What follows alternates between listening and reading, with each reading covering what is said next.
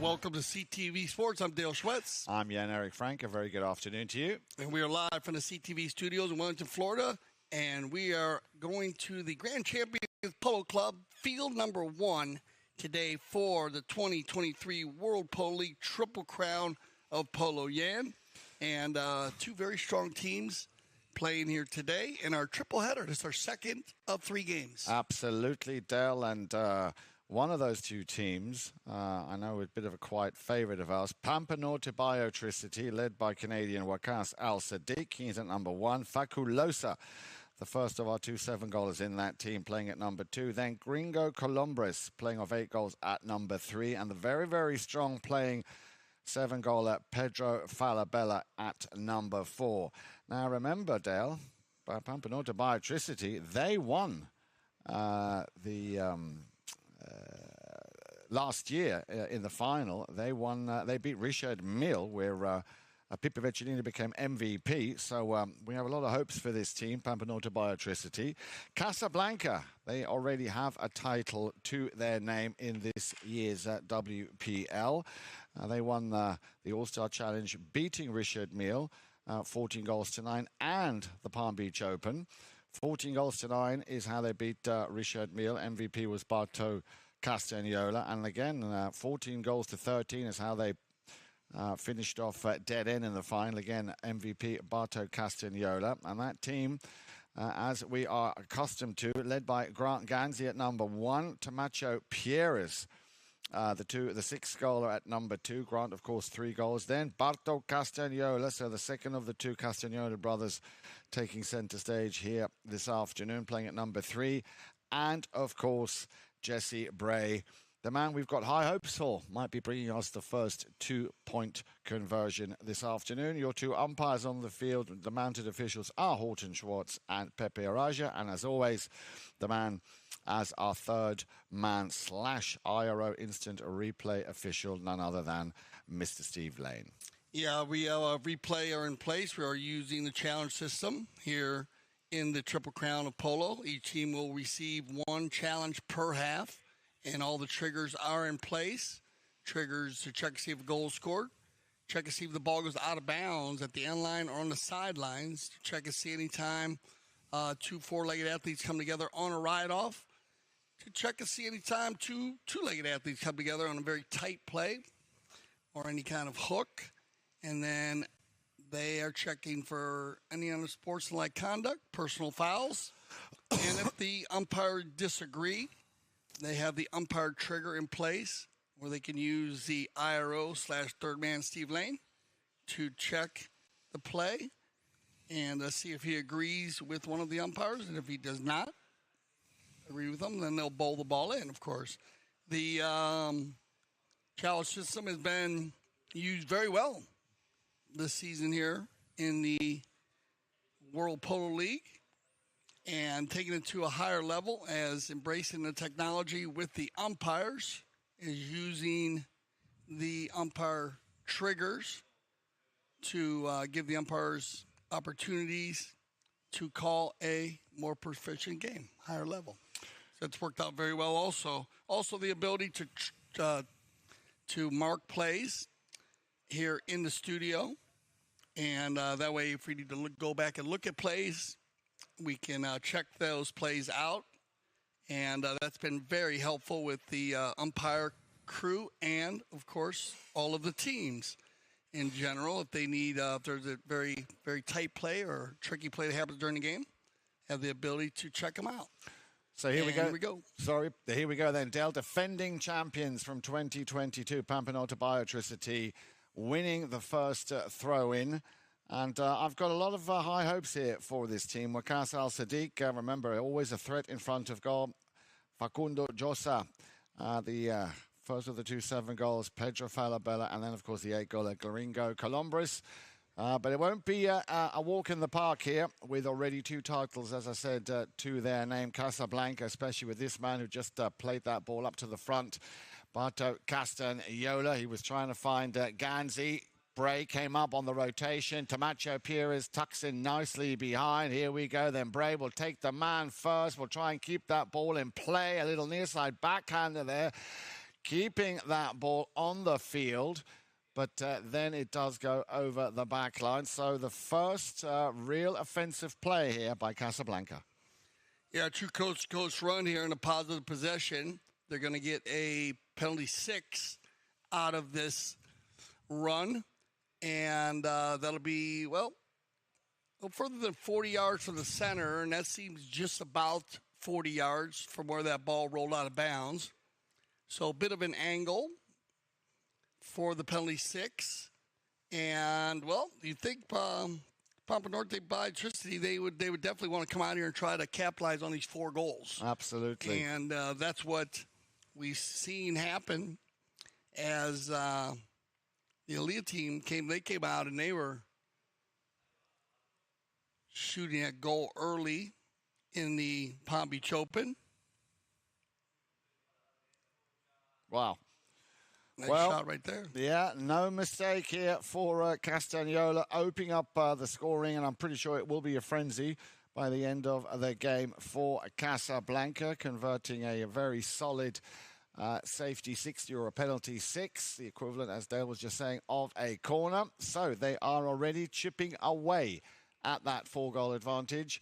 That Biotricity, remember, they're coming in off 22 goals on handicap. Casablanca 26, hence the 4 goals difference. But look at this. Pampa Norte Biotricity winning the throw-in. And it'll be picked up by Pedro Falabella, trying to find a little gap. He will take a shot to goal. Will want to try and restore that 4-goal advantage as quickly as he possibly can. 5.5 minutes left on the clock here, still in the first Chukka. So let's see how they can keep the pressure on, because that's going to be, I think, the key element here, to keep the pressure on Casablanca, make them work for every kind of offensive play. But it won't be an easy task, especially with that combination 3 and 4, Bray and Castagnola picking up that ball once again, and he's on the move. Look at that pony open up very nicely for him, leaving all the traffic behind. Now on the approach, round the outside he goes, still Castagnola. Watch this, under the next shot. There it is, and it's finished. Or was it? I thought Grant had a piece of it, Tamacho had a piece of it. But did that ball cross the line after that under the next shot coming from Barto Castagnola? Yeah, everybody's getting a piece of this one here. Barto with the coast-to-coast run. Overhit the approach shot a little bit. Had to go under the neck with it. Almost a reverse shot. Grant puts it in there. Gets taken out of the air. Oh, it bounces off his pony right there, actually. And then Tamacho finishes it off. Great run. So, Casablanca flexing their muscles early on here. Want to get the job at hand over and done with, which is to catch up to those 4 goals on handicap. Well, look at that, Dale. Not even, just under 4.5 minutes played, and half of the job already done. Yeah, I was talking about it earlier, the Kaya Polo team. You know, they came out, and they were the first team, the 23-goal team, capitalized on getting like 6 goals, pushing it to 6 goals in the first period, and they went on to win that game. But right now, Casablanca, knowing that, it can be tough to work yourself out of a 6 or 7 whole gap, have come out very strong here. Now, did we have a high hook on that play? As Tamacho, beating Columbre's for possession of the ball, was about to run away with it. We'll watch it again here. We see it. The number 3 there for Pampa Norte Biotricity. There's the hook. I don't think they're calling high. They're probably calling cross, but close that he's not completely behind. So coming from left to right there, and I don't think they want to challenge this. It's a tight play, close play. Like Kringo was still a little bit on the left side there. He wasn't completely perfect. But the head of the mallet, remember, got to be below the shoulder. So, you can look on the replay there. It looked like the head of the shoulder was below the mallet or below his shoulder. Close. And it'll be Grant Gandy do the honors here from the penalty 2 30-yard shot. Well hit. Very well hit and straight as an arrow. And that makes it 3 goals to 4. And only Jesse Bray yet, and I'm sure we will see a goal from him at some point to get on the score sheet. So Casablanca firing here out on all cylinders. As I said, not even, well, just about half a chukka played, and they've already nearly ticked the very first and most important box, which is getting that deficit reduced to 0. Remember, if you've just joined us, Pampa Norte Biotricity coming in with a 4-goal lead on handicap. Casablanca winning it again, and no sooner had I ushered the words Jesse Bray. He's on the move. He's got the ball just going over the back line, and as I said, coming out very strong here, Dale, in this first chukka. Ball went over the back line, so there will be a knock-in for Pampa Norte Biotricity, taken here by Pedro Falabella. Yeah, I need to get some offense work in here. It's been all Casablanca in the first 4.5 minutes. So Falabella's going to lay one out here, see if he can get Gringo going forward. But a good rotation and coverage by Jesse Bray. And he will, look to try and leave Colombres behind him. And we know what a big hitter Jesse Bray is. Again, he'll be looking mostly for his number 3, Barto Castagnola. Tomacho Pieris gets a little bit of an entanglement there with 2 mallets. Under the next shot, he tries to go for it, but Falabella puts a stick up in the air. Be interesting to see that on the replay, whether or not Tomacho did indeed cross that right of way. Tomacho takes it forward on the near side, fouls the second man right there. As you see, Falabella following the right of way. Tomacho starting on the near side, going from right to left. And we're playing 5A from the spot. Once again, quickly taken by the number 4, the 7-goaler. That is Pedro Falabella. This time he's found Gringo Colombres, but he's got Jesse Bray straight there with him. Nice little near side backhand shot. Oh, a little bit unlucky as it was sent to the front door. Ganzi will clear it. And he had 2 to choose from. He's got Tomacho Pieris just hovering. That's why he's there. Sends that one back up. Now the rotation working very well. Jesse Bray on a lovely pony as he takes it round. You can see the bottom of your screen there. Ganzi coming back up into the red zone for a potential finishing touch. Falabella will pick up the loose ball, will send it back to where it came from, sends Wakas on his way. Nice ball control here on the near side. Ganzi once again coming back, picking up the pieces. Very solid here, not only in defense, but also teeing up that ball for Castagnola. And this will be a walk in the park for the 10-goaler, picking up his second here in the first chapter. Yeah, higher level back shot here by Grant Ganzi. This is moving the ball. Well done, double G, right over the head of everybody. And Gringo's going to try to ride that one out, but that ball's going definitely up and down the field a bit more than he's riding. As the great non-call there, Barto all by himself. But that's just power polo. Casablanca, as you said, firing on all cylinders here early in the first chukka, moving the ball. The ball will travel faster than the 4-legged athlete. Great job here by Casablanca. So, first job completed. They've got the 4 goals on handicap. Now then, let's hope that will be a bit of a wake-up call here for Pampa Norte Biotricity. We know the potential. We know the strength within that team. And Tomacho will once again send Jesse Bray on his way. Now, that, of course, would be quite an accomplishment if all 4 players can get on the score sheet in that first chukka. Bray on the approach. Needs to be careful. He's got a man on. The ball will go across. And look at that, Dale. 4 out of 4 here, except for Barto having scored twice. But it puts them in the lead by 1 goal, 5 goals to 4. Yeah, Coach Lolo Casanola is liking this as everybody is scoring goals, but once again, moving the ball, hitting it, using one-touch polo, getting people in the open spot. What a chukker here by Casablanca. Stay with us. We'll be back for our second chukker play. This is a championship meet. All the best jockeys in the world are here, and I'm excited to ride against them.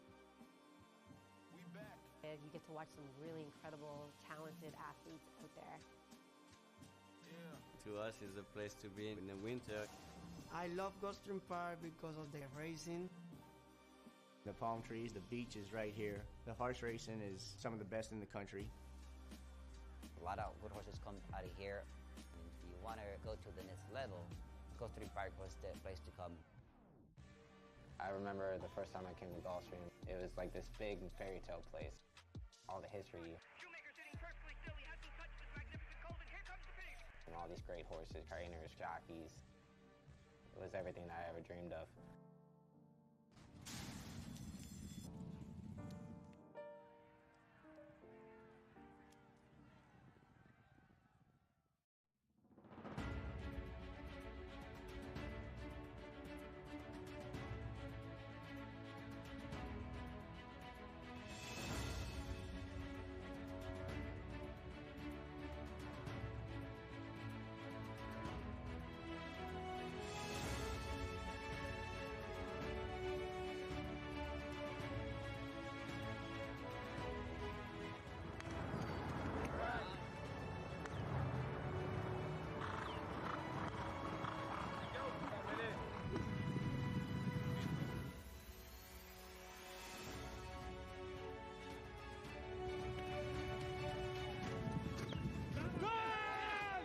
Hi, I'm Tomacho Pieres. Hello, I'm Nacho Figueras. Hello, I'm Martín Muñoz. I'm Gonzalito Pires.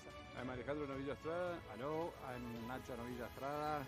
I'm Ed Rolls, and here back in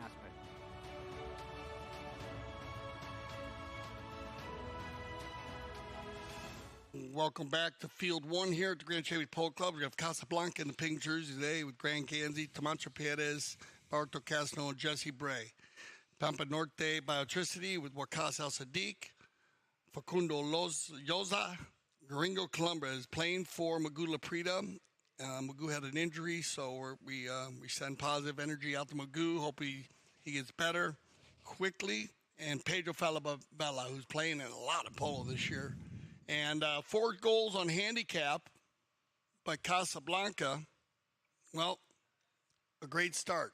They came out just firing on all cylinders, Dan, as you said, and probably one of the best chuckers we've seen out of a polo team here this season during the 2023 season. I would agree with you completely there, Dale. Looks like a very well-oiled machine here. Everybody knows exactly what the job at hand is, where they need to be, and I think Pampa Norte Biotricity, I'm sure they knew they were up against a very, very strong team, but I don't think they expected to get bulldozed the way they did in that first Chukka. Now then, but if they have got spirit, or if there is a team out there that has got the spirit, then it's definitely Pampa Norte Biotricity, and I'm pretty sure they will come back here fighting as much as they possibly can. Over on the boards then, Josa, Facundo looking for a gap. Falabella will try and clear the way, taking Tomacho Pierre is out of the equation. Yeah, and that ball could be met by Falabella on the near side. He tried to switch it over, and there is that first goal by Josa, and I'm sure that will send shockwaves throughout Pampa Norte Biotricity as they come back strong here at the top of Chukka number 2. Yeah, they couldn't get anything going in the first chukker, but here they come out of the second chukker ready to go, and this is one player that we know has the energy and has been very strong here in the World Polo League. Facu Yoza, he's a super strong player and on 7 goals. So great start of this chukker. Let's see if they can keep it rolling here as they get the equalizer.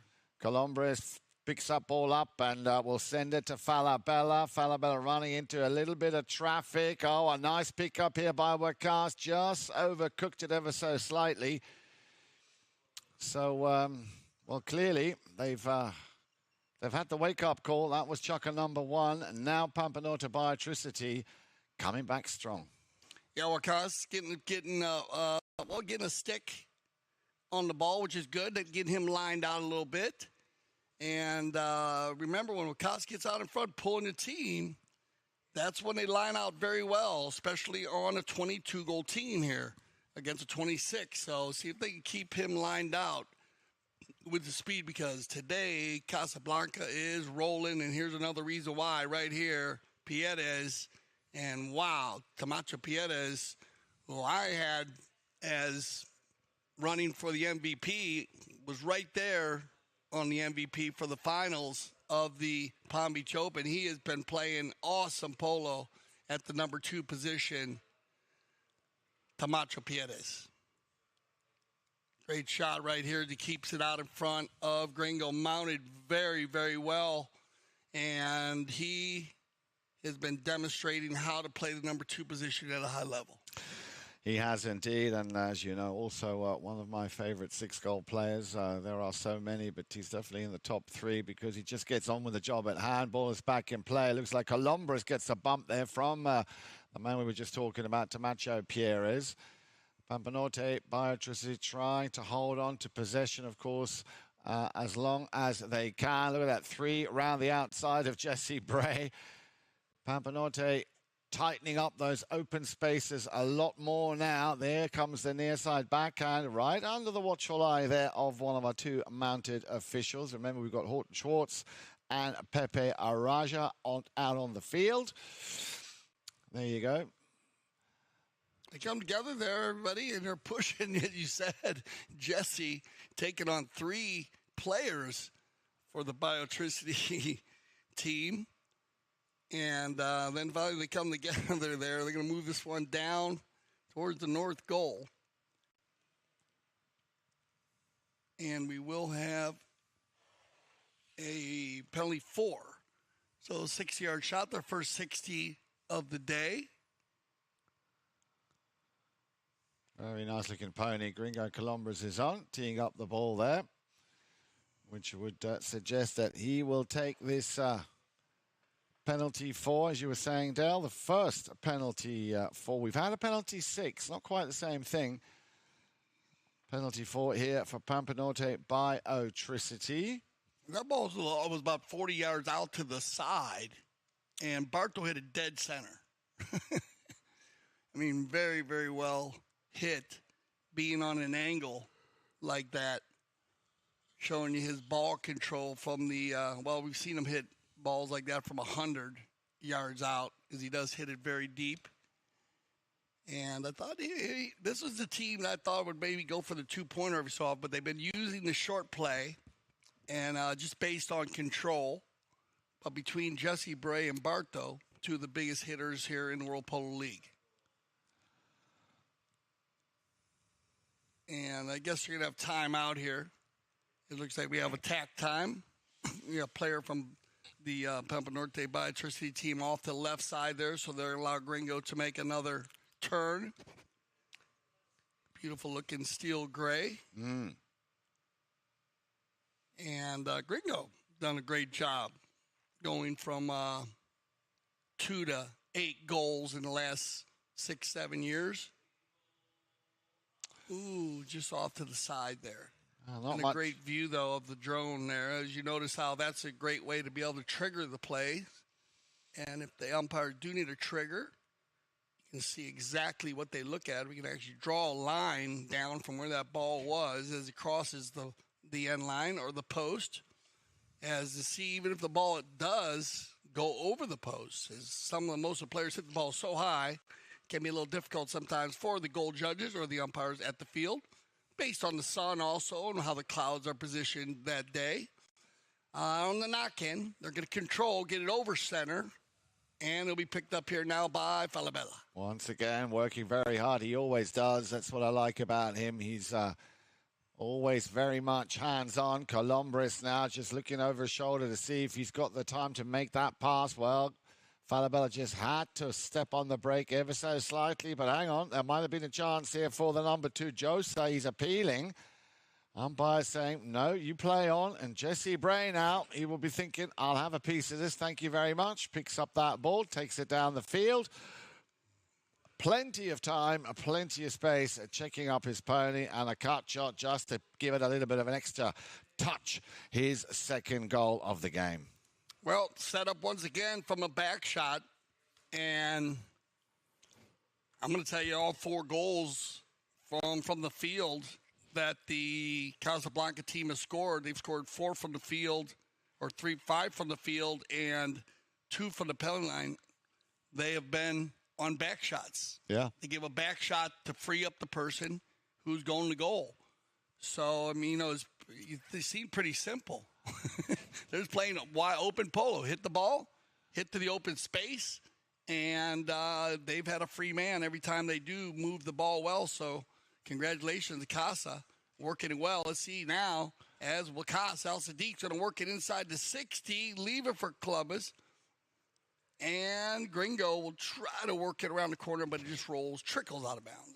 Yeah, very unfortunate there, but, well, they are a lot stronger in this second Chukka, but already it is 2-1 in favor of Casablanca.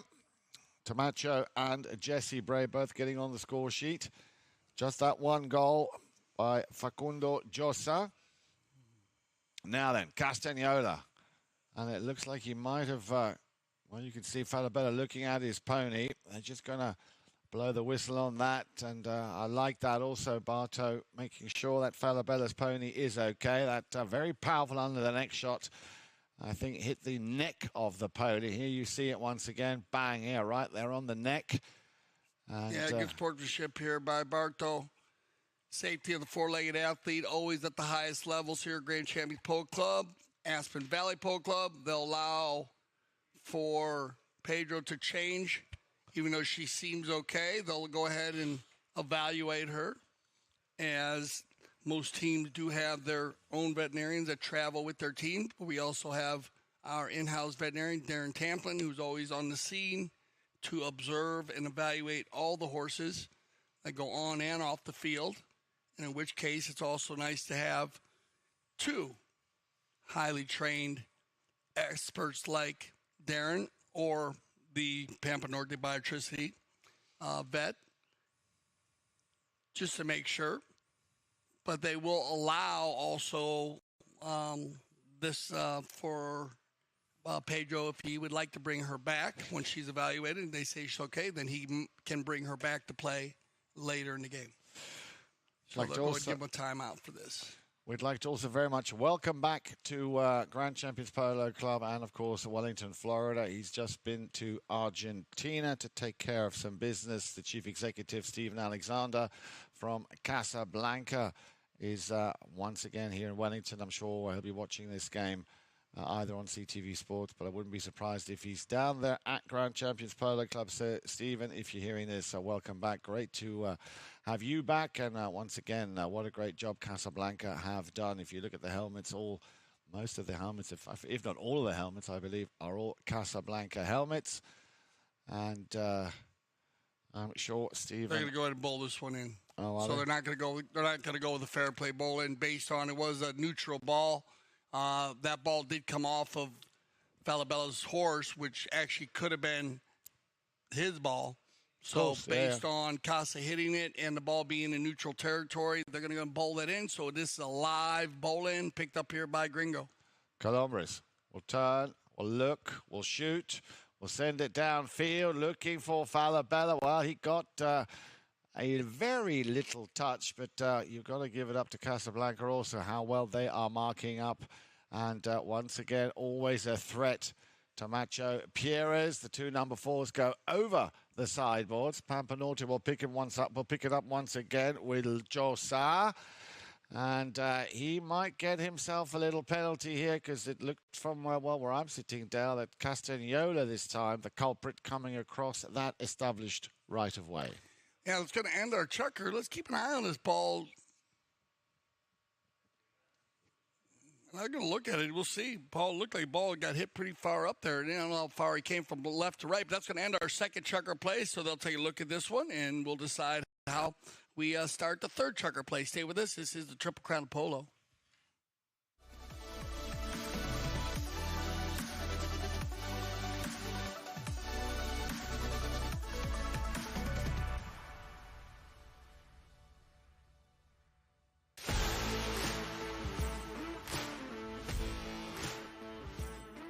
We're here at the Santa Rita Polo Farm, where the PTF Polo ASSN Junior Tournament is being held for the first time ever at this location. And I mean, could you get a more beautiful venue? Probably not. The tournament includes players of all ages, starting with the youngest at just 2 years old and the oldest at 20 years old. So you've got all ages, all skill levels, and a whole lot of fun. Let's go check it out.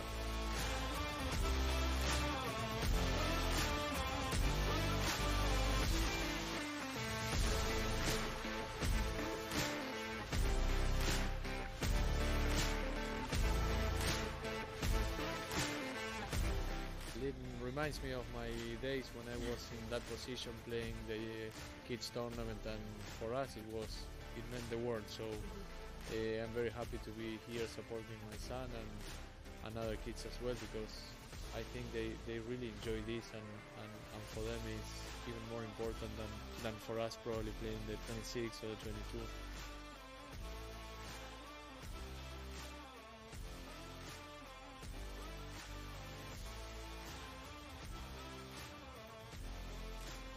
Well, that's a wrap on the PTF Polo ASSN Juniors Tournament at the Santa Rita Polo Farm. So much incredible talent coming up through the ranks. The future is certainly bright for the sport of polo. Now, for more information on the PTF, head to polotraining.org. And, of course, head to Chukka TV for all of our awesome content, including full game broadcasts. All right, so welcome back here for our third Chukka play. We do have a right-of-way violation to end the second Chukka. Both teams still have challenges here for their third Chukka. And this will be an open goal penalty 2. And it looks like it's going to be Gringo Columbus to do the honors here for Pampa Norte Biotricity. No problem No for mistake. Gringo. Gets his first of the day. Oh, sorry, you're right. That was Faku who scored earlier. You're correct. So put them within 1 goal here. Again, we are live from Field 1. Remember to join us after 4 p.m. where Jan Edik Frank will be live from this stadium right there at Field 2. So if you are in town, please come on out to the game.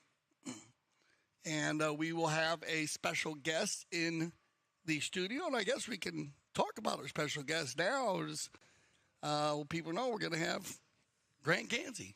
Wow. Yeah, double G. So we're going to have Grant Gansey. He'll be coming to us from the Casablanca team. And he'll be sitting, in the rumble seat, or actually next to me in your seat. So it'll be fun having Grant. As remember, we've been having different pros every Sunday when Jan is live at the field, bringing you the play-by-play and entertaining the crowd at a high level. So if you choose to be at the field or on CTV Sports, you can get both, the best of both worlds. We can get you things. Here we go. Third Chukka, and Pampa Norte Biotricity seems like they're raising the level a little bit every Chukka. Yeah, they certainly are. Had to, get a bit of an uncomfortable wake-up call in that first Chukka. You may remember, if you've just joined us, well, then let me tell you, we had 5 goals scored by Casablanca. Everybody hitting the target, only Barto twice. And it was 5-0 as far as goals scored is concerned. But, of course, Pampa Norte Biotricity coming in with 4 goals on handicap. So they left the field 5-4. Chukka number 2, again, 2-1 in favor of Casablanca. And at the moment, it is 1-0 here in Chukka number 3 in favor for Pampa Norte Biotricity. And this is, of course, what we'd like to see, if they can, latch on to that and pick up the momentum to get another couple of points. There was a few opportunities already which didn't quite go their way. So, and I'm not sure if they went to a challenge here. I think we'll check with our IRO third man. They might have gone for... Yeah, they challenged the call here, and, I like the risk-reward matrix. I like the idea of challenging the call, but Gringo didn't make any contact on the ball, so I'm not sure if he knew that was coming. Oh, yes. From about 80 yards out, but if you watch the replay on that play, the ball went right in between his horse's legs, and I know Gringo was saying the ball went off to the right, but he never made contact on it. He never touched the ball, so... the call's going to stand. As you can see, they're going to lose their challenge here. And so Casablanca will retain a challenge here in the first half with 5:30 left in the first half. Here we go. Gringo. Columbus finds a nice little bit of gap to work in. He sees that there is a man going up to the front. That, of course, Wakas Al-Sadiq. Now, maybe Falabella can, well, he can definitely assist Colombres as he's working it hard, trying to get himself into a situation where he can play it under. The next shot, Josa just been beaten there once again by Bray, and now on the move very quickly. Here they come. Barto Castagnola, bouncing ball. Ganzi coming in for the challenge, cut inside nicely once again by Josa, and Josa has found, well, Falabella, who I think was looking or eyeing up Waqas Al-Siddiq, and again, my man with the number 2 in the green helmet, Tamacho Pierres, taking on Falabella. He will leave it for Josa.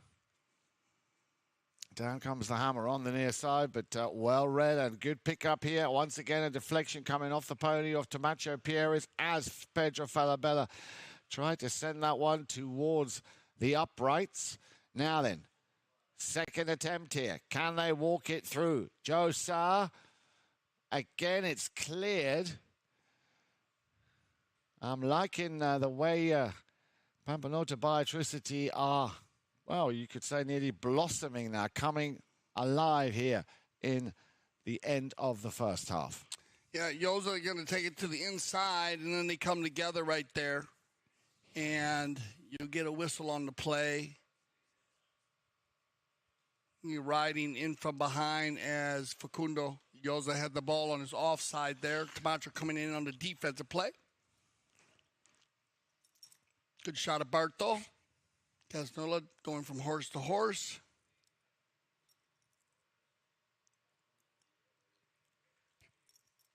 And getting a couple words from his teammates. As I said, his father, Lolo Casnola, coaching the Casablanca team. He loves coaching.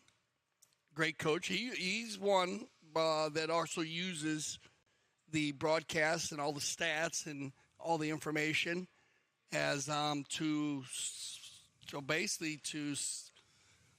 keep his team lined out, but then also to go and scout the opposing teams that they play against. He'll sit at home, he says, and he watches, he takes notes off of it. Loves having all the stats. He says it's been very helpful for him with his coaching. So it's great to hear that from such a top-notch coach, as he also coaches the La Natividad team in Argentina, winning the Argentine Open, not last year but the year before.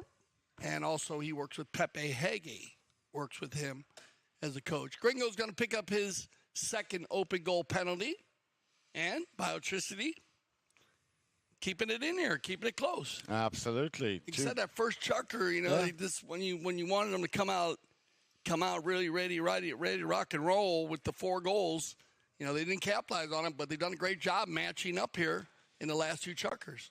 Once again, Casablanca, though, winning that throw in. There's the backhand from Castagnola. Gives it on a plate to Waqas Al-Siddiq. And he will like to run with this one on that very, very handsome grey mare. Left behind, Falabella. Falabella within the 60-yard zone. Falabella has an unfortunate bouncing ball, but we have a buried ball. Well, that's the second time we had that. Remember, Heta had a situation this morning in that first game, Audi versus Richard Mille. And here now, the second buried ball right in front of that goal mouth. So there will be a throw-in, but Pampa Norte Biotricity have the slight advantage as they are so deep in Casablanca territory. Yeah, they get possession here. That will be very, very helpful as they're inside the 30 there. So they're only about 10 yards out, maybe 12, 15. But Jeffrey Bray, and this is what they've been doing well. Casablanca hit and run. There's the hit, and here comes Tamacho Pierres on the gray pony, and he has a lot of speed underneath him. Crosses over center. Now Tamacho with the approach shot. He's still got 5 lengths on the closest player, and a coast-to-coast like butter on toast, and that's the way you get it done. Well done, Casablanca. True power polo. Great play there as they bring it in, and just you just couldn't get near him. He was just way out in front. Off to the races. Yeah, cracking run here. The composure slams on the brakes, checks up a little bit, and then lets the mallet do all the work. Ball goes through, cracking goal. Casablanca 9, Biotricity Pampa Norte 7. We are with a little over 2 minutes left to play, coming to the end of the first half. And again, Tamacho Pierres trying to steer that one through. They're going to keep it in play. Lombres will send it out to the far side, looking for and finding his number 2, Facundo Josa. He immediately gets a surprise visit there from Jesse Bray. Taken away, but I think that might be a little too cheeky for the umpires. Yeah, Club is going to take to the inside. And having a little chat there with Jesse Bray as they came together. Yoza takes it off the board. Good teamwork here. He turns it to the inside. He had Gringo. Gringo just taps it forward. And actually, you can see Barto's actually okay. He's on the side, but you have Jesse blocking him. So just a little communication there by the Casablanca team. As you can see that Barto did have his room. He was on the right side to meet that ball. I don't know if it's possible there. I guess if Jesse takes the most quickest route out that he might be able to meet, but still it would be pretty tough based on where Barto was and where Jesse was. They would have to give one play to the white. Nice pickup after that long ball from Falabella, and what a big shot on goal, and he completely missed it. Unlucky there, Gringo Columbus. That would have been 2 touch from the halfway line through the uprights and would have brought them within 1 goal. But Falabella has possession once again. This time, Bray, he saw it coming, tucks in very quickly, steals the ball. And again, a little bit of unlucky there for Josa to try and send it back in front of goal. Careful, here he comes, Mr. Bray. Ball is still in play. I think it might have been a little deflection. And Ganzi, I think he was the first on that newly established line. A very similar call to they had earlier. This one bounces off the post. Watch this. Gringo takes it off. It goes off his horse. Thought it went off the post. And then right there, Yoza's got to go near side. Yeah. As Grant Ganzi's going to be lesser angle, going to that ball across. And remember the Casablanca team, they still have their challenge. Pampa Norte Biotricity does not have a challenge. They lost their challenge earlier. So it'll be an open goal. And not much angle there. I think they're going to go right from the spot. And we'll see who's going to take it as they pass the stick around the Casablanca team. I think it's going to be Double G. Yep, Grant Ganzi. And Grant is going to take the same stroke that he takes from the 30. His first penalty today was right down the center. And that one was right down the center also from about 6 yards, 5 or 6 yards from the side. So Casablanca into double figures then and increasing their lead now by 3 goals, 10 goals to 7 as they come back to the halfway line for the next throw-in. Down to the last few seconds of play. Remember, stats will be coming on your screens very, very shortly. Falabella just being beaten there, but Wakas Al-Sadiq, yes, and you can see he's happy with that, picking up a very nice little goal there right at the end here of the first half, reducing the deficit to just 2 goals. Well done, and that's great to play for Wakas to fall into line, and also a lot of positive energy leaving the field. Here to finish that one off. Give him a little confidence builder. And that always helps out. And they're going to keep it close here. 2-goal difference. Remember, there was a 4-goal handicap. And look at the shots on goal right there. Pretty close, too. So keeping it tight all the way across. Knock-ins. Few more knock-ins. For the 5 knock-ins by Casablanca. So Biotricity actually, Ian, if you look at it there, they're just missing the goal a little bit. as I didn't realize they had as many shots. So, and they won more throw-ins. The fouls are right the same. Both teams very good, 5 fouls apiece, and there you go, 3 and 2 on the penalties. So, wow, I thought I didn't realize that the Pampa Norte Biotricity team actually had as many shots as they did on goal. So actually, not a bad half by them. Their first chukker was just a little slow starting, but then they played really well. They did indeed, and they're coming back strong here in that third Chukka will very much go in their favour, even though it was 3 goals apiece. But they've managed to contain Casablanca. So join us when we come back for what promises to be a very exciting second half of this, our second of our triple header of the World Polo League Triple Crown 2023.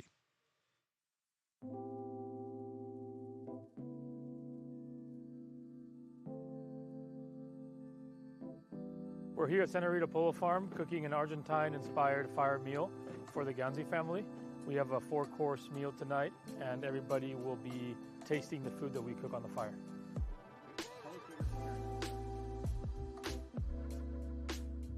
We're here in Wellington at the Santa Rita Polo Farm. It's a beautiful place that we've come for several years.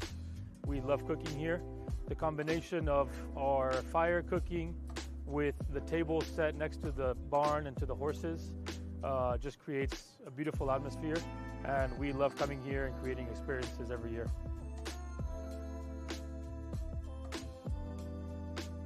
I think anybody that is new to these events is going to be very shocked right when they walk in, not only because of the grill setup or the fire cooking, but just the whole walk into this barn, you know, with the horses eating right next to you, and then the tables are set with candles. I just think the whole atmosphere around this place is beautiful and very shocking. With the menu, we always try to, bring new things to the dinners, new items. Obviously, we try to source everything that's in season and try to do our best to keep the menu changing and flowing. I'm Augustine Malman, and welcome to my chef's table at Santa Rita Polo Farm.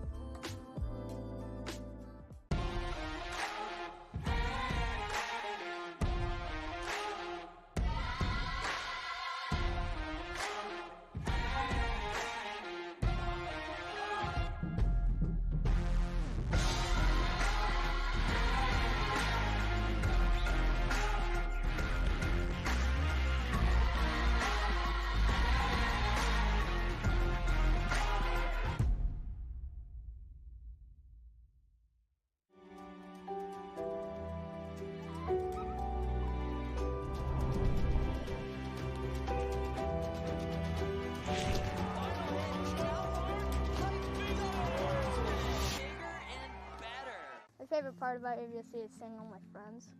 I have so many friends here at ABSC and USASA, and don't know what I would do without them. Just hanging out with my coach.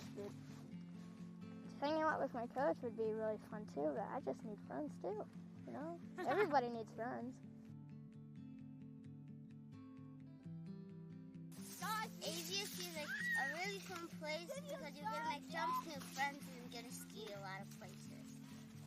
When you see kids, they are smiling, they are happy, they are laughing, they are telling jokes, they are just glowing with excitement, and that just makes me feel confident that we are really doing something right, and that's really what it's all about.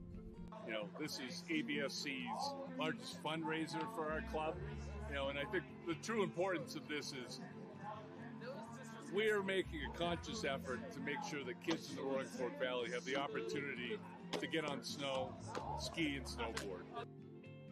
So I've been a part of the Aspen Valley Ski Club since I was 10 years old, and growing up in the valley was a really special experience because you're open to so many different opportunities, and one of which is being able to ski.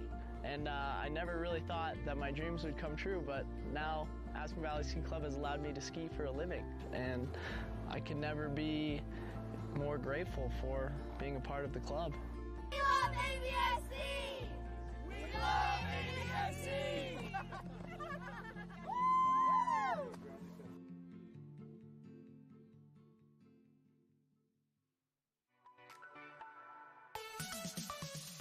The Lennox. When you walk into the lobby, you will see the tranquil world. You're getting out from the fast-paced world of Miami Beach. We have a hotel of 119 rooms, all of them with different touches and different personality, very based on our greenery and eco-friendly environment. I'm very proud of our restaurant. It's Mediterranean inspired by our executive chef, Hernan Gricini, who is a Michelin star experienced chef with international background. Our pool, very small, very intimate. Remember, Lennox is the quiet and tranquil place in the craziness of South Miami Beach.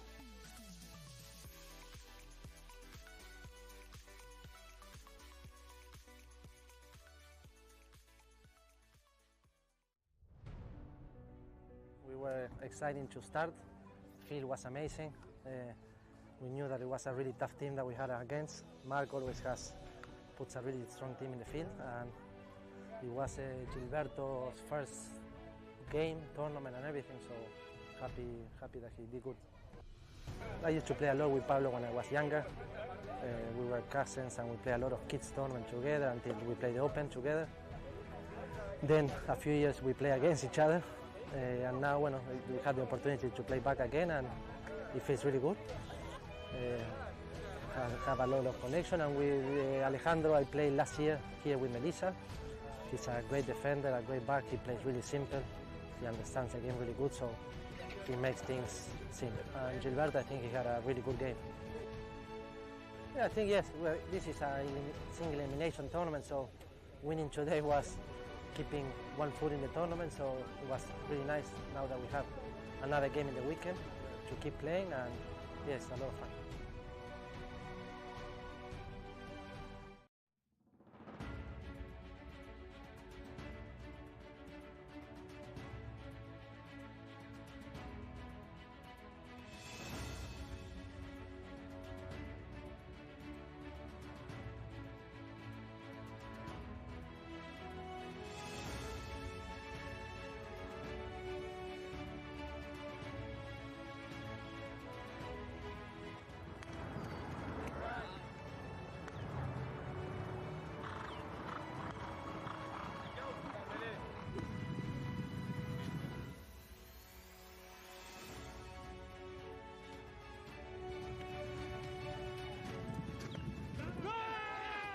Hi, I'm Tomacho Pieres. Hello, I'm Nacho Figueras. Hello, I'm Martín Muñoz. I'm Gonzalito Pieres. I'm Alejandro Novilla Estrada. Hello, I'm Nacho Novilla Estrada. I made goals and here back in Aspen.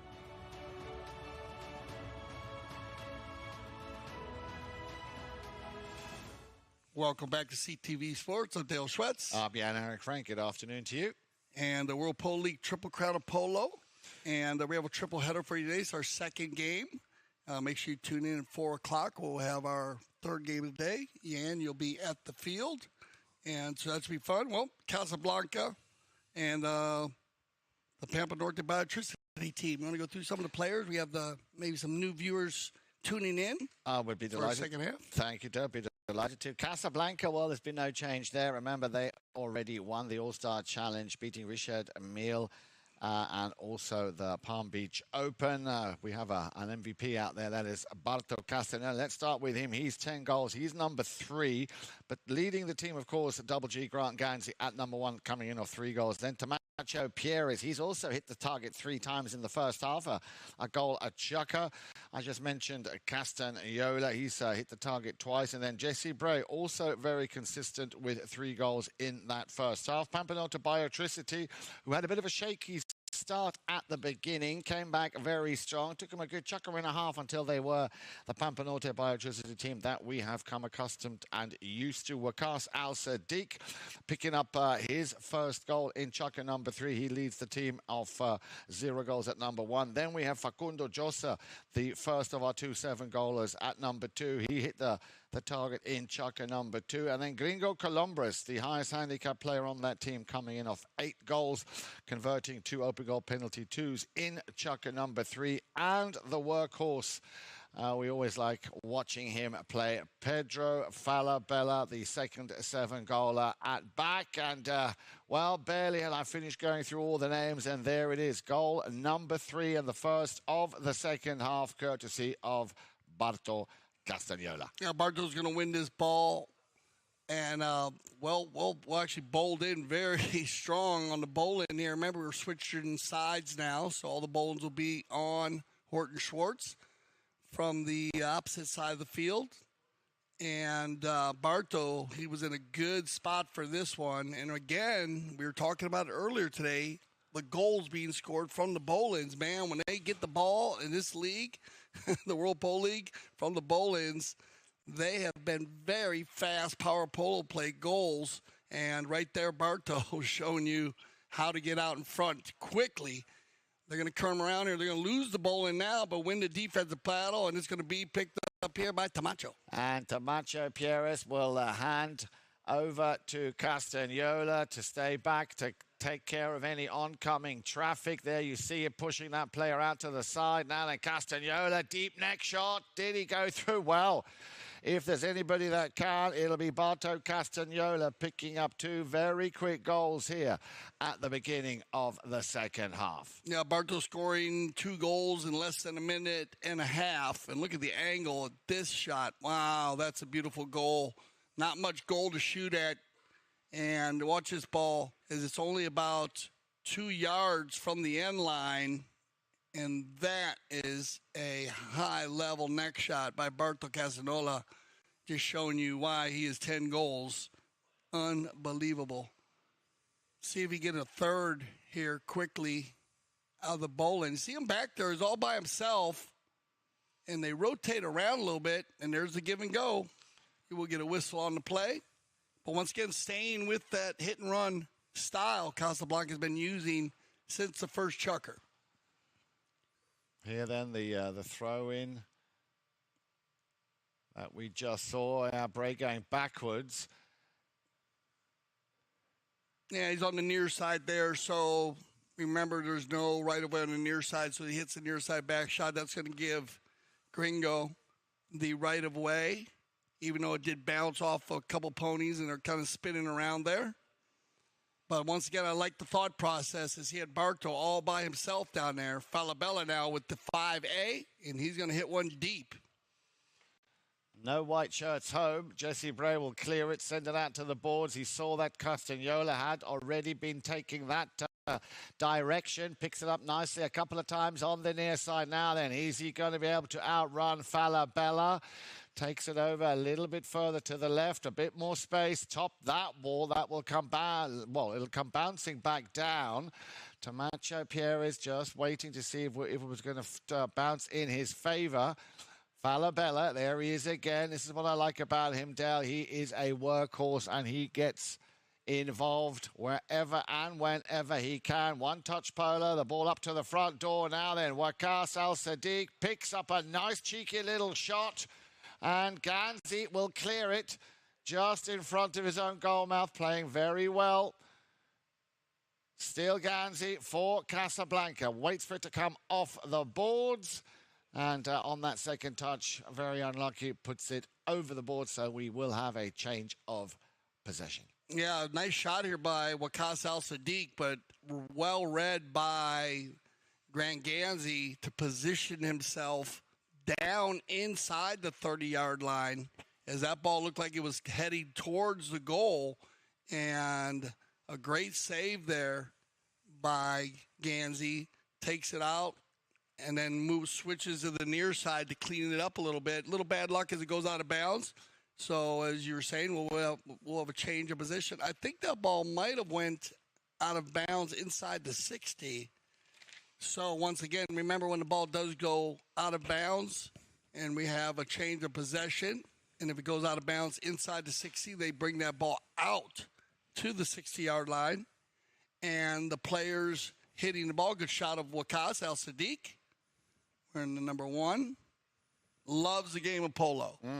Yeah, he's a fun guy to talk to about polo. He really enjoys his polo, and is actually... I think he purchased himself a nice piece of property in the Wellington area to build his polo complex for the Pampa Norte Biotricity team. And it looks like they're going to drop this ball. So remember, when the ball is brought out, it's one touch. You got to hit towards the goal, or you need to pass the ball or shoot a goal. You cannot tap. Uh-oh. Oh. And now we'll see what happens here. If that ball was inside the 60, then that will be will come back to for the Casablanca team. We'll check with our third man / IRO just to see if that ball was inside the 60 before the change of possession. And we did have contact there. Well, let us just remind you whilst we wait for the umpires, who I'm sure will be talking to the third man, the Palm Beach Open, the Triple Crown of Polo, the World Polo League, fourth and final, is made up of 8 teams. 2 brackets of 4, of course, play within. The top 2 teams of each bracket, after regular play, will advance through to the semi-finals, where they will cross-play, meaning the first in bracket 1 will play the second in bracket 2, and, of course, vice versa.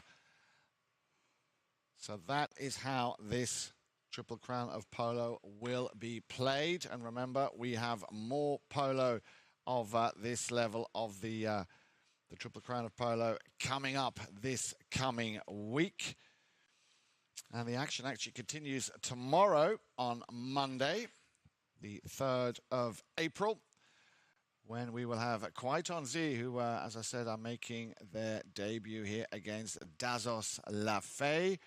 So that'll be tomorrow morning on your screens at 11 o'clock right here on CTV Sports. Now then, as a result of that collision and that contact you were talking about, Dale, we will have a hit from the center, a penalty 5B in favor of Casablanca. Now, might we see the first 2-point conversion?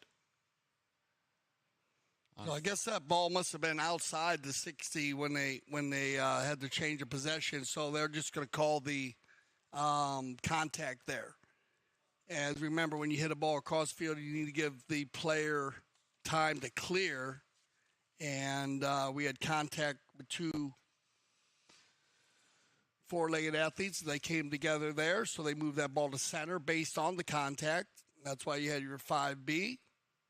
And, well, good defense here by the Pampa Norte Biotricity team as they'll work this one out of their area, looking for Wakas. Good touch on the near side. Well done, Wakas Al-Sadiq. Yeah, you talked about it, Dal. He loves these sort of plays. Very competent, dragging the team. Jesse Bray, all of a sudden, all hands on deck here as the Secretary of Defense.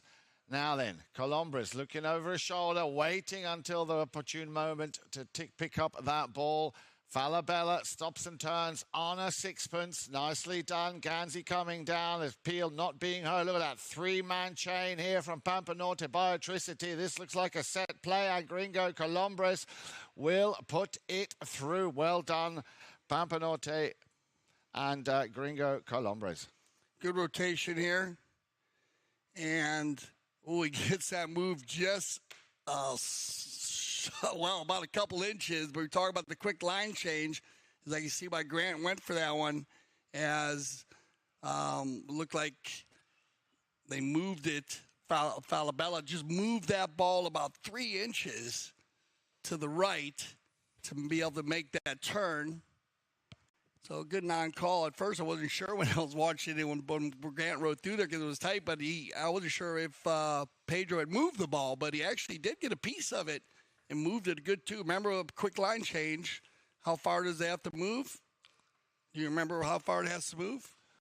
Well, an inch. It's got to move as far as the umpire sees it. Exactly. Well, that's what I'm saying, you know. You got it. I know it's a trick question. Don't worry, yeah. I still love you. I love you. But is it interesting because sometimes it's hard to see the ball get moved. So if you don't, if an umpire's in a bad position or doesn't have an angle, you might not see the ball get moved an inch, as you said.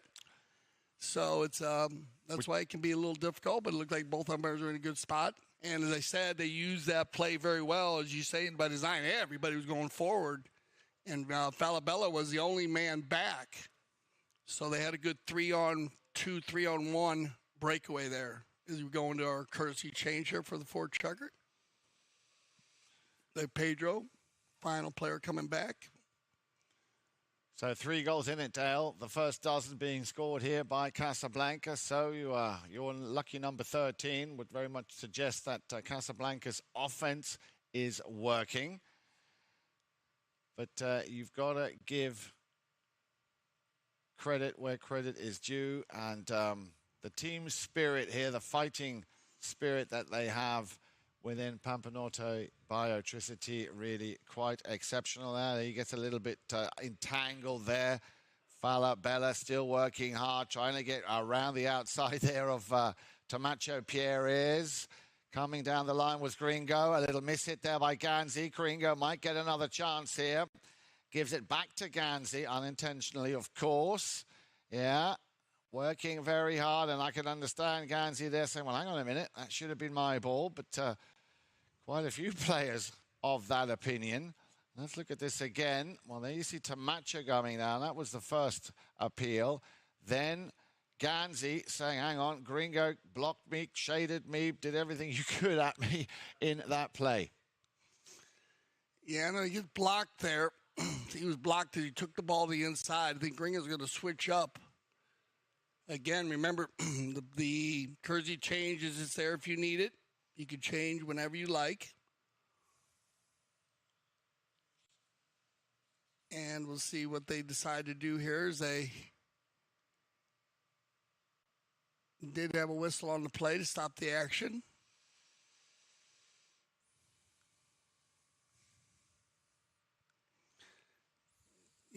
Yeah, you're going to get offsetting penalties here. And you had the blocking foul. And remember, you might get a slower whistle there because of the blocking. And then you had an appeal. So you had a personal foul against the Casablanca team. So they're going to bowl it in, offsetting penalties. So they'll go ahead from the center to the boards here.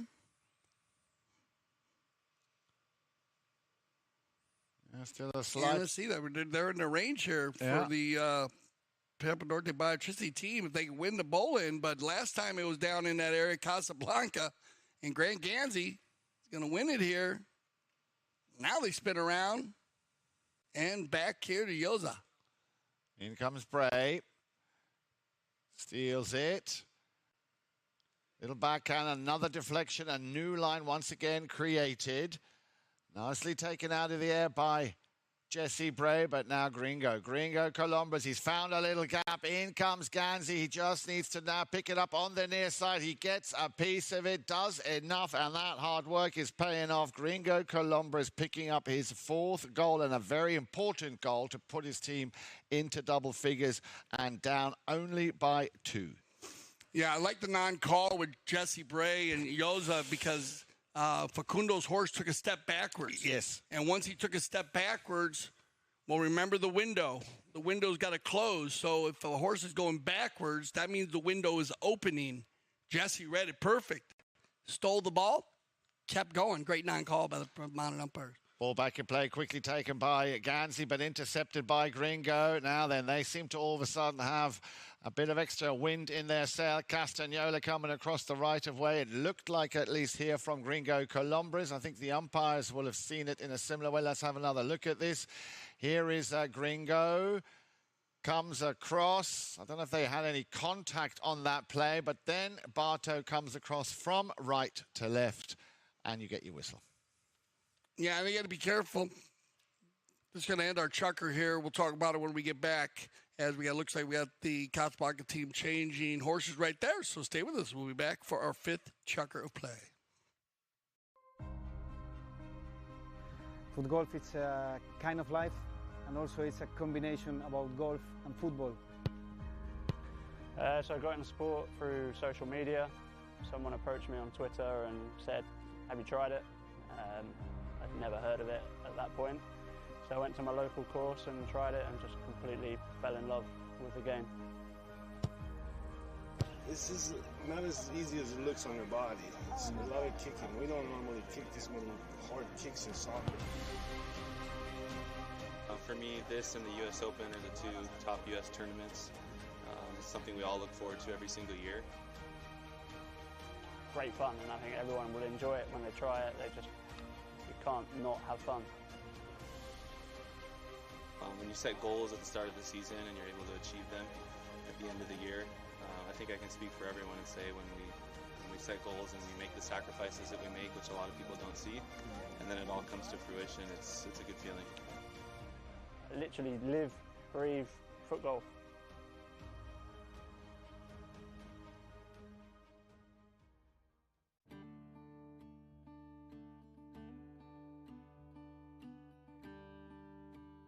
The taqueria has all your polo needs, from the novice to the professional. We carry all of our equipment in multiple grades to fill a price point to suit the individual.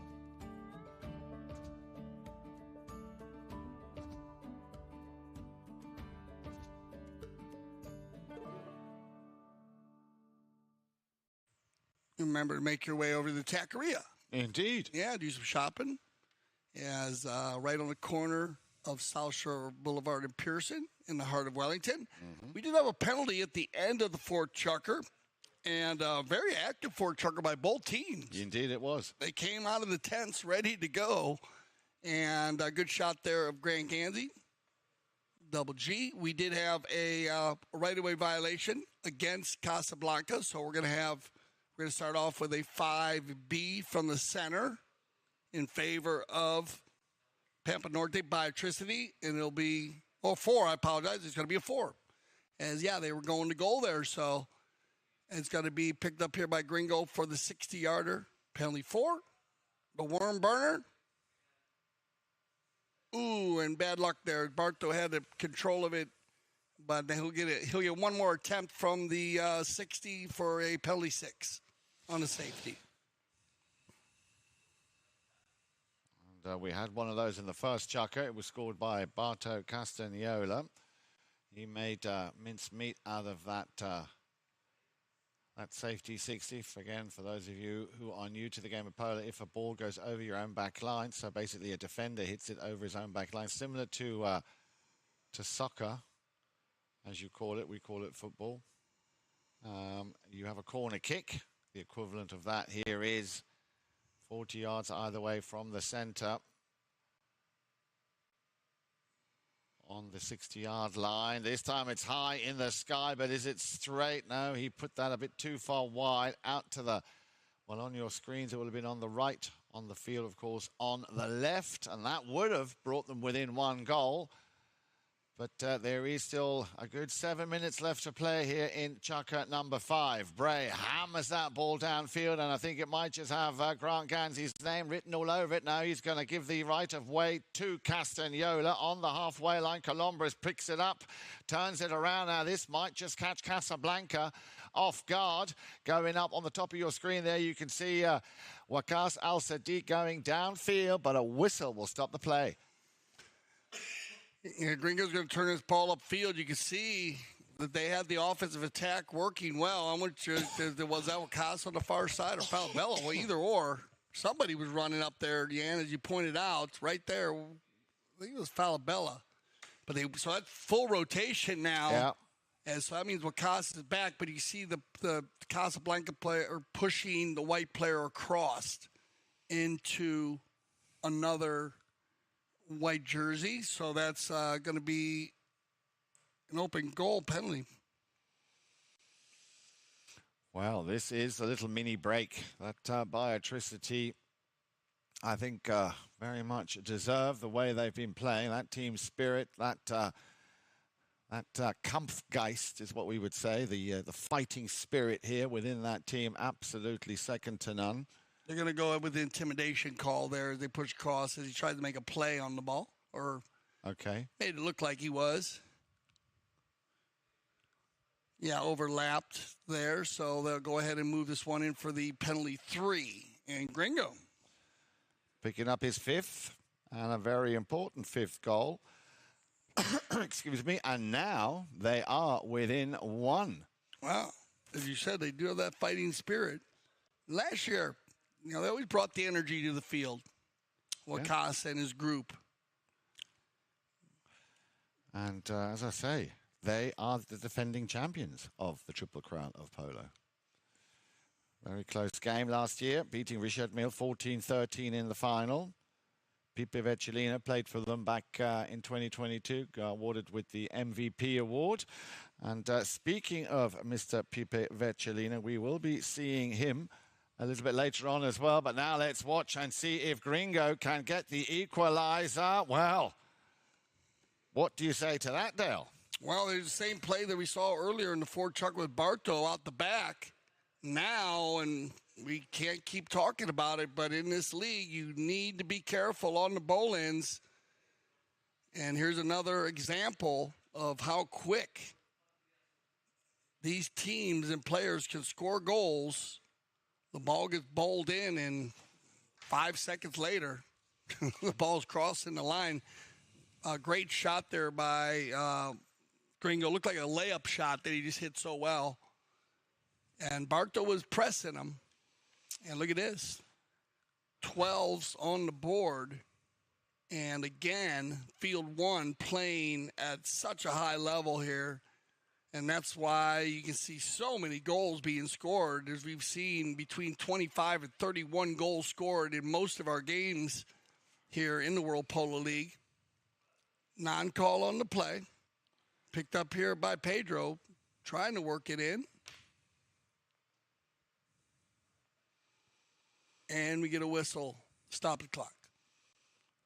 Well, and okay, we're going to have a play outside of it. And we are going to get a personal foul, unsportsmanlike conduct, against Casa. And that will bring it down in for an open goal. So an opportunity to move ahead by a goal. First time, I think, today. Indeed. And the man looking for his 3rd in this Chukka now here, Senor Gringo Colombres. Open goal penalty 2. And makes no mistake and gets his hat-trick here in Chukka number 5. Puts his team in the lead, and that is his 3rd penalty 2 as well. Well, Dale, what a turnaround here from Pampa Norte Biotricity here in Chukka number 5. Yeah, Gringo had a little problem with the penalty 4 and the penalty 6, but now, like most good players do, they get a spark, and he has just turned it on. And out the back door once again, but a good play by Barto Castanova to stop that ball. Now it gets turned up, controlled by Jesse, and taken over by Yoza. And Yoza will try and lose Castagnola. Quick hand over here, nicely done to Gringo Colombres. Oh, looked pretty clean to me. Colombres having 2 defenders on him now, Facundo Josa. But look how cleverly he manages that situation. Let's have a look at the clock. 3:44 left to play. Castagnola. Josa coming back with him. He will take the man. And that's exactly what will happen if you take the man. You put the pressure on. Now then, Gringo, little backhand shot. Nicely done into the path here of Josa. Now, can he outrun Jesse Bray? Takes the pace down a little bit, slightly overcooked that one. And that gave enough time here for Granzi to come back as well. Yeah, but I like this. I like this. This is hard work here from Pampa Norte Biotricity. Oh, and I think they might just get caught out there. You will get a courtesy change. And let's watch the replay here. Grant takes it forward. And he gets backed out there by Falabella. And there, yeah, he's going on the near side. And remember, there's no right away on the near side, so he's coming in front there. He kind of takes him early, and it's going to be uneven when he goes to the near side, which gives him the opportunity to go the near side because he is uneven. I'm surprised he had the little jump there, maybe that Facundo maybe just didn't go to the offside on it. It would have been clean. Good shot here of Pedro Falabella, changing his to number 4 for the Pampa Norte Biotricity team. And Barto.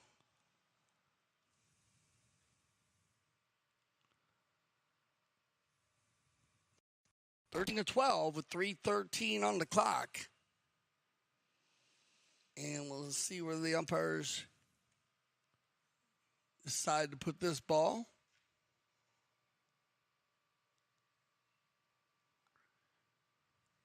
Gringo having a chat with Facundo Yoza. Said Gringo joining the team to fill in for Magula Prida, had an injury in his last game. And I think it was something to do with his riding muscle. We'll get more intel on that for everybody. We weren't sure if he was going to be able to make it or not, but he's a very tough player, so shout out to Magoo. Hopefully he gets better quickly. Yeah, it is going to be a penalty 5A from the spot, uneven ride-off. And taken forward here by Jesse Bray. Intercepted by Falabella. He sends it back down, looking for Josa. Josa just allowing Barto to override. Appealing, so is Falabella. Umpire's whistle, for the moment at least, stays silent. Ball is still in play as Tamacho Pierre is on the other side there on the boards. Will take that ball back now. The rotation working. Bray, but did he come across the right of way? Obviously not, of Pedro Falabella. The 2 number 4 slamming on the brakes. Still Bray. Little entanglement there. Columbus turns very quickly. Falabella, yeah, he needs to be there to back up Gringo, but Barto had the time to come back now. Then he'll be looking for a little window opportunity. Columbus, and that ball will go out of play, but I think there was a whistle before that. Now then, let's have a look at that one, because Jesse Bray, I think, was Our ball's just going to go out of bounds, so no whistle on the play. As they actually got a little help from the pony there. She kicked it out on the melee. So possession in favor of the boys in the white jerseys. And Gringo's going to get loose here. Columbres over center. And he's got a bit of a jump as Barto's going to make up the yardage. Now Gringo slams on the brakes. Bounces off of Grant's pony. Now he finds the open space and the shot on goal, and it's going to bounce off the post and get backed out of there by Barto. Stolen away by Tamacho. Wow, incredible. Pierres sends that ball up once again. Bray on the move for that rotation, but Falabella will send it back. He has 2 to choose from. Yeah, he caught off. He was wrong-footed there, unfortunately, for Wakas Al-Sadiq. Probably did not expect Falabella to get a piece of that, but look at him. He's working so hard. Falabella over on the far side has managed to retain or regain possession. They're on the boards. In comes Bray, in comes Tamacho, a little under the neck shot, looking for and nearly finding, excuse me, Castagnola, a little under the neck shot. But there was a whistle prior to that shot. But wow, incredible post. Yeah, the pace is just travels far, so they're going to go ahead and shut it down and move that ball to the north. On a right-of-way violation. They're put that ball in center field in favor of Pampa Norte Biotricity. And we'll see. They haven't had a penalty 5 from center. Or maybe, yeah, I mean, see if they go for it here. Oh, yeah, they had one with Pedro Falabella. Gringo hits a pretty good ball, too, for the 2-point. Looks like Pedro Falabella went to change onto a fresh pony here just for the last 49 seconds, or changed his mallet. He went to change something down in the north end down there by the scoreboard. Maybe he just decided to change up here for the last 49 seconds here in the fifth chukker. Nicely taken through the center. Now then, one touch. Gringo, Colombres, still Gringo working it well. Gringo and out of the second row. There it is, and I think that's well deserved. Facundo Josa making it 14 goals to 12 and 4 goals to Nildale in this, the fifth chukker. Yeah, that's going to go into end our fifth chukker. And like you said, that one shot that Gringo had went off the post. He had a lot of goal to shoot at, so I know they wanted to get another opportunity, and that's good rotation by Yoza to jump in there behind Gringo, and not much that Casa could do there. So that'll send them off. So here we go. Well, first lead they've had, 2 goals. Let's see if they can hold on to it. We'll be back for our 6th and final chukker of the World Polo League Triple Crown of Polo.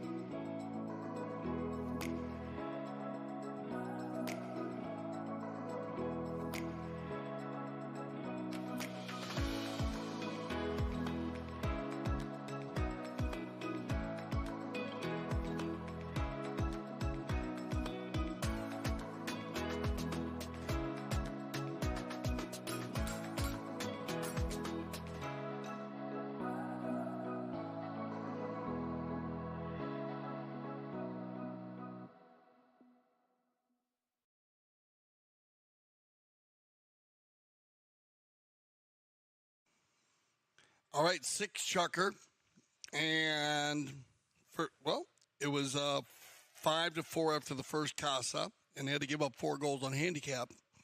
7-5 after the second, 10-8 at halftime, Casablanca.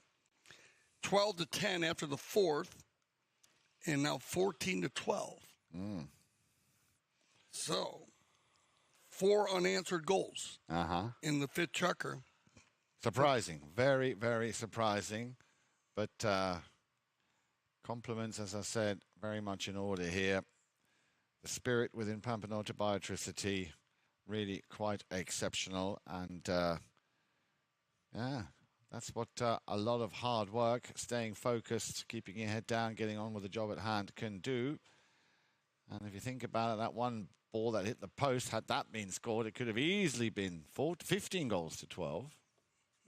Yeah, no, they played very well. Very strong chukkers. They said they let's see if they keep it going. Yeah. Keep elevating their game. Or if Casablanca takes back control here, let's see. Is the Pampa Norte Biotricity team very strong here in the second half. Going forward. Gringo.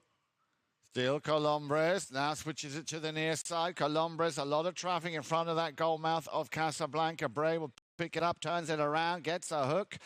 Now the shot to, get a little bit of distance. Castagnola just holding fire, allowing his 1-2-3 attacking players to go upfield. Bray shuts down that hook on the near side. Clever play by Jesse Bray. Now then, wait for the shot. Here it comes. It's high. It's going to drop on the green for Ganzi. But Josa able to clear it.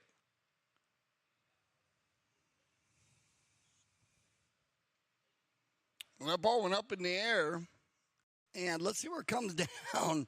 Jesse hit it back up in the air, comes across. Grant tries to take it forward. And, yeah, they're going to call a sandwich there. And it's interesting. I wonder if Jesse actually made contact there. I was looking to see if he comes around. Yes. Yeah, he made contact right there, yep. So they kind of put Yoza in the center there. Jesse made contact, pushes him into Grant. And now, yeah, no challenge on the play. Good to hold that one back here, especially in a very tight game. Both teams still have their challenges for the second half. And it'll be Pedro from the center on the 5B. Well, you couldn't get them much straighter than that. And a nice little steal, and he nearly went through there, Josa. But it's going to go the other way. And Jesse Bray has got a green light all the way down the field. Look at that long, long reach here from Falabella. Oh, and he did enough. He did enough. Great play. This is what I was talking about, Dale. I like the way this young Pedro Falabella gets stuck in, will fight till the very end, and even then he won't give up, as Tamacho will pick this one up on the halfway line, will turn it around, and I think Pampa Norte will get blown on that for, coming in at a bit of a shady angle. Yeah, control here by Tamacho, and you need him riding in from behind. He kind of gets him a little late right there. Yeah. It could be a late whistle, too. Catches them a little uneven on the turn. And that'll move it down on the uneven ride-off. So you're gonna get the open goal here. Anytime you get it. Yeah, immediately they blew that immediately when the uneven ride-off came. So you're gonna move it down. It can be a little dangerous when horses are running the turn, especially on a turn, when they're running the turn, and there's contact made. So they'll move that one in an extra spot, and you'll get the open goal penalty too. Opportunity to get within one, and mucho tiempo here in the sixth chukker. A lot of time left. Well done, Grant Gansey. That is his solid from the penalty line today. Yeah, very solid. His third penalty too. And that brings Casablanca back within one goal. Clock, of course, is ticking down. So, what will the strategy be here? The game plan from Biotricity Pampa Norte. Big pressure shot there for Gansey. He hit that ball very well. Here they go, though, round and round. Loose ball play, Gringo. Looking to try to get it out of there, and they come to a standstill. There you can throw a blanket over four players. And finally, Gringo comes out with it, and Columbus will work it down. Tamacho. Well done, Tamacho. He's going to get Barto going forward here. This is the Polo that they used earlier, but well read by Falabella. Barto trying to work it around. Yozo with the back shot, give and go to Gringo. Columbia is trying to get it down there. Falabella on the rotation, so you're getting a four-player rotation by both teams here in the sixth chukker, and it's going to be picked up now by Yoza. Now then, Facundo, what can he do? Stops, turns. They're in Casablanca territory. Will he try and just send one straight down? Well, he knows that he's got Gringo behind him. Bray coming in for the attempted challenge on a hook. Ball is still in play. Gringo. Yeah, well, you can't go through a man. Tamacho, obviously, doing what he thought he had to do, which is defend. Be interesting to see what the umpires make on this decision. There it is. You see Jesse Bray coming in for the hook. Tamacho, and then down the line. There's the bump. Yeah, you see, you can't go through the player. Yeah, I know, like we talked about earlier, you know, when you have a player, you can't just disappear on the polo field. So we'll see how they work this one out. Or anytime a ball gets hit at a player, or you're trying to run around a player, we'll see what they decide what they do. They might call blocking on it just because they were standing. He was still standing there. So let's see what they work out. As that'll take us to the courtesy change, final courtesy change of the game. And well, this could make all the difference. 1 goal difference, yeah. Well, but you got to remember where the ball was. You know, there's a lot of options you got to look at there. What did the pink player try to get out of the way, or did he just stand there? So there's a number of options. Now, if the ball was hit at a player, that's a little different.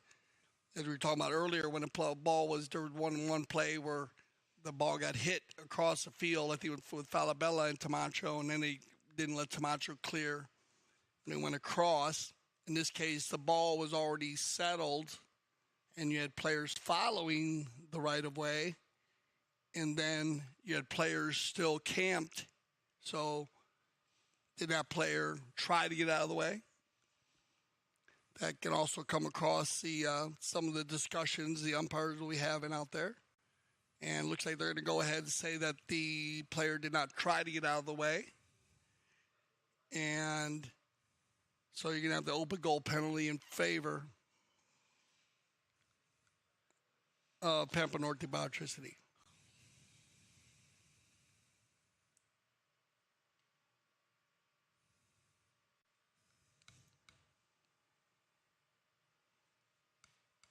So they are going to challenge the play.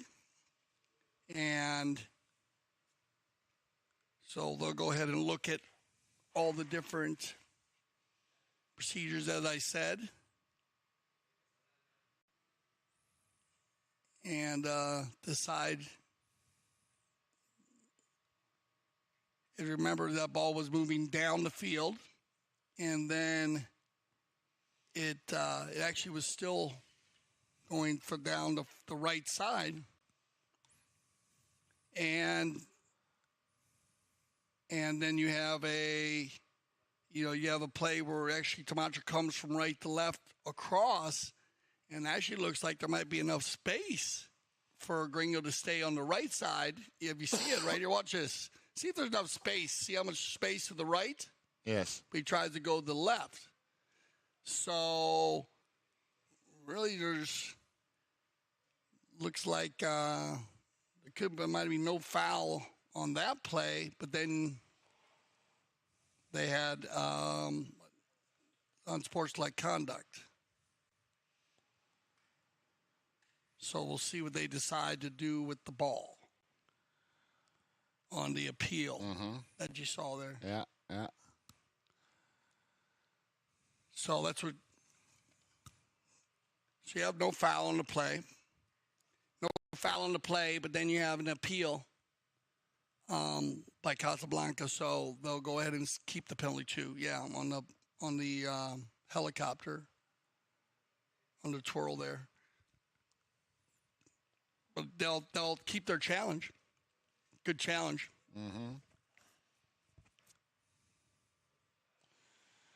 And Gringo Columbus picking up his first goal here in Chukka number 6.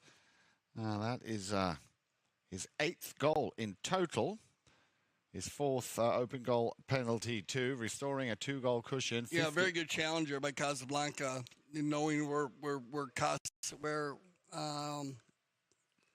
they had Pierre's or Tamacho was far enough over to the left, and there was room for Gringo to go to the right. He chose to go to the left, so no foul on the play, is no blocking there on the that was a call on the field.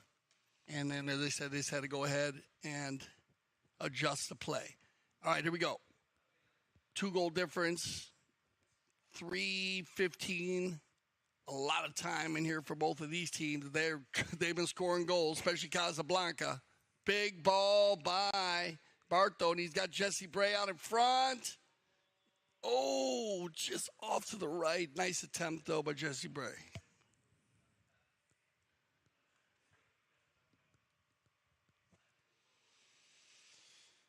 Yeah, well, they won't be happy with that. That would have definitely, as we would say, put the cat Yeah, amongst. that would have put him in a good spot. Just with again, there's still a lot of time left here, but that would have put him in a very good spot. As we got 15.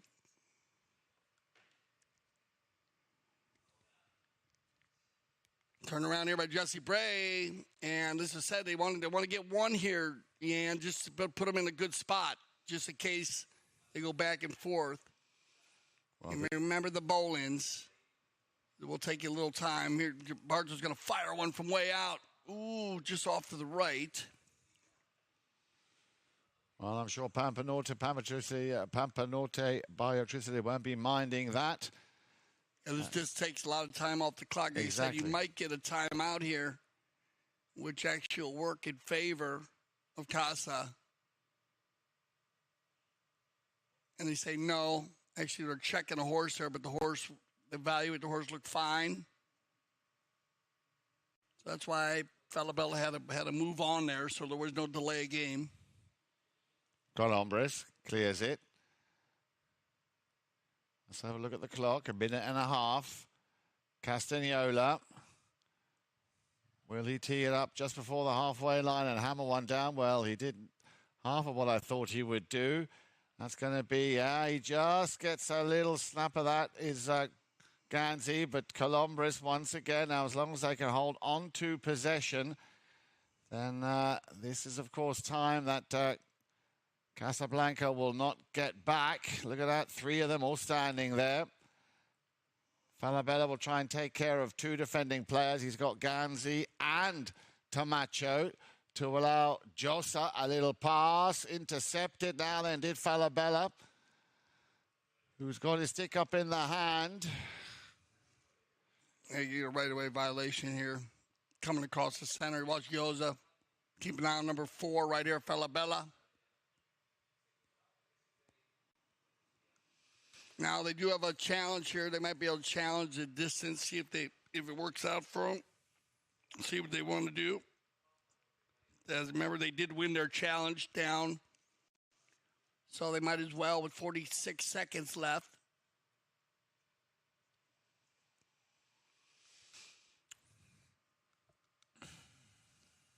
Wow. Now, even if Jesse would have put that one away, do the math for you, probably would have taken at least 6 seconds more off the clock if Jesse went and scored right away on the foul that was called. So then you got another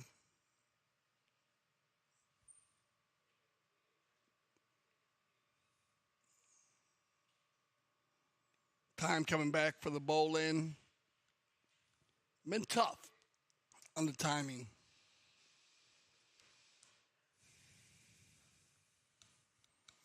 All right, so they are going to go ahead and take a look at that one.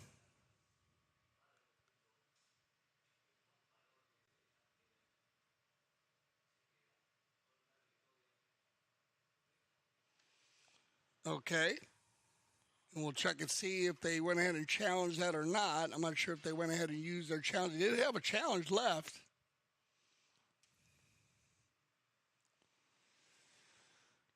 Okay, so they were discussing, they had a disagreement on the ball placement, the 2 umpires.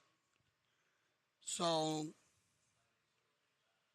they decided not to challenge, I guess. They went in and moved the ball down. There wasn't a challenge on that. They decided to move to a 4. They had a player downfield, as Wakas was downfield. So they moved it down for a 60.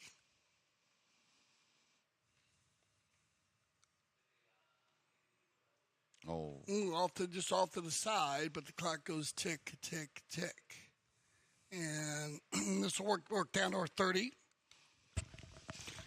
Well, what a surprise here after what has been another textbook performance by both teams. But I think it's fair to say that the team spirit here and the hard work and the very high level of concentration is what gave Pampa Norte Biotricity the edge, especially in that second half. Chukka number 5 with the 4 unanswered goals is where the break came in favour of Pampa Norte Biotricity. Jesse Bray will get probably the last touch of this sixth and final Chukka.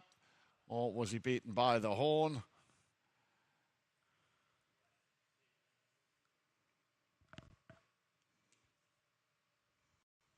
There is going to be another penalty, 2.1. Okay, so they're going to put 5 seconds back on the clock here for the penalty. And was right into the shot here at the end, so penalty in favor of Casablanca. Penalty 2.